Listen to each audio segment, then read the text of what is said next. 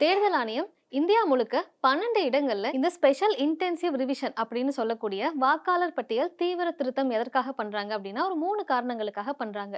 முதல் காரணம் என்ன அப்படின்னா, இறந்தவர்களின் பெயர்களை நீக்கிட்டு புதிய வாக்காளர்கள் வாக்களிக்கும் விதமாக அவர்களுடைய பெயர்களை சேர்ப்பாங்க. இரண்டாவது என்ன அப்படின்னா, ஒரே நபர் 2 இடங்கள்ல வாக்களிக்கிறத தடுக்கிறதுக்காக ஒரு நபர் ஒரு இடத்துல மட்டும் வாக்களிக்கிறத உறுதிப்படுத்தணும் அப்படிங்கிறதுக்காக இதை பண்றாங்க. மூன்றாவது காரணம் என்ன அப்படின்னா, புலம்பெயர்ந்த இல்ல இடம்பெயர்ந்த வாக்காளர்கள் அந்தந்த இடங்கள்ல அவங்களுடைய வாக்குகளை செலுத்தணும் அப்படிங்கிறதுக்காகவும் இந்த திருத்தம் மேற்கொள்ளப்படுறாங்க.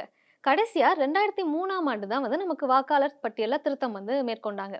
அதற்கு பிறகு இப்போ நடக்கக்கூடிய அந்த திருத்தம் 21 ஆண்டுகளுக்கு பிறகு நடக்க ஆரம்பிச்சிருக்கு. இந்த வாக்காளர் பட்டியல் திருத்தம் அப்படிங்கிறது இந்தியாவுல 10 மாநிலங்கள்லயும் 2 யூனியன் பிரதேசங்கள்லயும் நடக்க இருக்கிறதாக தேர்தல் ஆணையர் ஞானேஷ்குமார் சொல்லியிருக்காரு. சரி, எங்கெல்லாம் நடக்குது அப்படின்னு கேட்டீங்கன்னா, தமிழ்நாடு, பாண்டிச்சேரி, அந்தமான், சத்தீஸ்கர், கோவா, குஜராத், கேரளா, லட்சத்தீவு, மத்திய பிரதேசம், உத்தரப்பிரதேசம், ராஜஸ்தான், மேற்கு வங்கம், இப்படி 12 இடங்கள்ல இந்த ஸ்பெஷல் இன்டென்சிவ் ரிவிஷனை அறிவிச்சிருக்காங்க. சரி, இதை எப்படி எக்ஸிக்யூட் பண்ணுவாங்க அப்படின்னு கேட்டா, அதற்குமே சில நெறிமுறைகளை வகுத்திருக்காங்க. முதல் விஷயம் என்ன அப்படின்னா, சம்பந்தப்பட்ட அதிகாரிகள் வீடு வீடாக 3 முறை வாக்காளர் பட்டியலை சரிபார்க்கணும் அப்படின்னு சொல்லியிருக்காங்க. அவங்க வரும்போது அந்த வீட்ல எவ்வளவு பேர் இருக்காங்க, எவ்வளவு பேருக்கு வாக்குரிமை இருக்கு, அவங்கள சார்ந்த விவரங்கள் எல்லாமும் சரியா இருக்கா அப்படின்னு சொல்லி அவங்க செக் பண்ணுவாங்க.